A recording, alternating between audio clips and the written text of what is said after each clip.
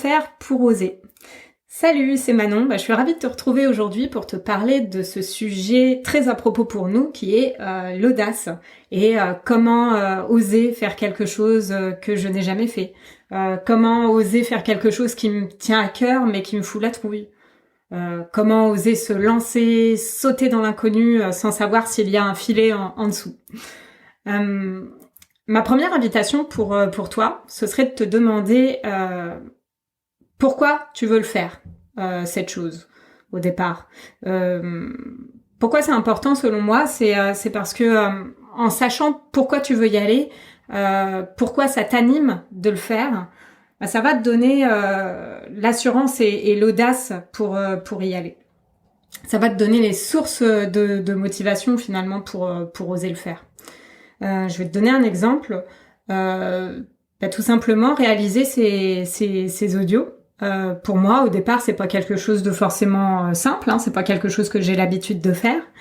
Mais en réfléchissant aux raisons pour lesquelles je souhaitais le faire, et notamment si je peux être utile, ne serait-ce qu'à une personne au travers ces audios, ce sera super. Et du coup, ça me motive à le faire pour cette raison-là.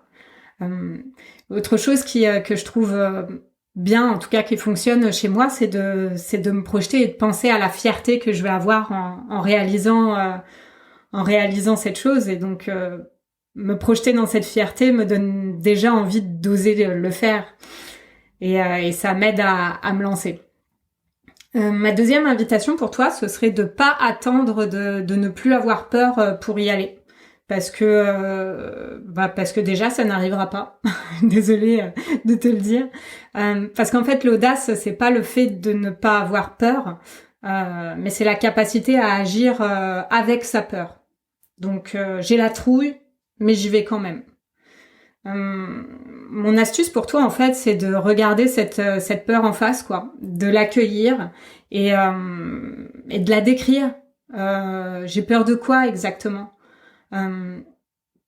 C'est quoi l'histoire que je me raconte? Quel pourrait être le pire scénario qui pourrait m'arriver finalement? Le fait de nommer tout ça, de se le dire, d'en prendre conscience, ça rend tout de suite la peur un peu moins intense, selon moi. Donc voilà, vraiment ne pas attendre de plus avoir peur et d'y aller malgré la peur, avec sa peur. Ma troisième invitation pour toi, ce serait de ne pas trop se poser de questions. Quand t'étais enfant, si t'avais envie de quelque chose, je pense que tu passais à l'action.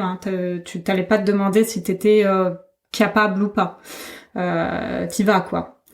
Donc en fait, là, je t'invite à faire pareil quelque part. Une fois que tu sais ce que tu veux faire, fais-le, passe à l'action. Parce que en réfléchissant trop, c'est là où les doutes arrivent, quoi. Donc ça me paraît important d'assez vite sortir du mental et de passer à l'action, parce que c'est souvent le premier pas qui est le plus vertigineux, où t'as l'adrénaline et tout. Mais dès qu'on se lance, on se rend souvent compte que finalement c'était pas si terrible. Et en plus, on gagne en fierté, on gagne en confiance, et c'est encore plus facile de réitérer. D'ailleurs, on peut commencer par un premier petit pas. Il n'y a pas besoin que ce premier pas soit immense. Et je t'invite aussi du coup à croire en toi, quoi, à avoir foi en toi. D'ailleurs, souviens-toi dans ton passé, t'as forcément déjà fait preuve d'audace, et le fait de t'en souvenir, ça va te redonner, te rappeler que tu es capable en fait. Et dis-toi que même si ça se passe pas comme tu l'avais prévu, tu pourras toujours réajuster. Même si tu te plantes, tu pourras recommencer. Donc l'enjeu finalement est moindre que ce que tu peux imaginer au départ avant de passer à l'action. Donc j'espère que ces quelques pistes pour toi t'ont aidé.